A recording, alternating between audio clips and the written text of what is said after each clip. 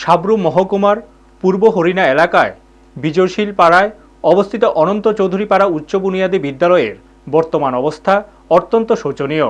জানা গেছে প্রায় ৩০ বছর আগে স্থাপিত এই বিদ্যালয়টি আজ পর্যন্ত কোনো বড় ধরনের মেরামতের মুখ দেখেনি। স্থানীয় সূত্রে জানা যায়, একের পর এক সরকার পরিবর্তন হলেও বিদ্যালয়টির দিকে কোনো সরকারই তেমন নজর দেয়নি। বিদ্যালয়ের শ্রেণীকক্ষগুলোর ছাদ দিয়ে বর্ষাকালে জল পড়ে, দরজা জানালার অবস্থা অত্যন্ত খারাপ।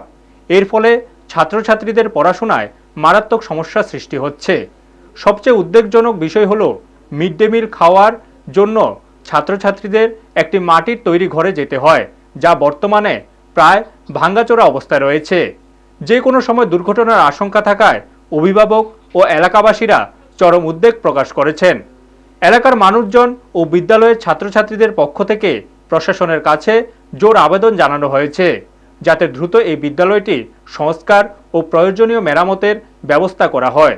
শিক্ষার স্বার্থে অবিলম্বে পদক্ষেপ নেওয়ার দাবি উঠেছে সর্বত্র। ব্যুরো রিপোর্ট, নিউজ তৎকাল 24।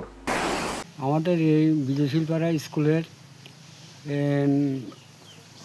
নার্সি ইংরেজিতে স্থাপিত স্কুলটা মেরামত নাই, জল পড়ে, ছাত্রছাত্রীদের বিরাট অসুবিধা হয়, তারা ক্লাস করতে পারে না।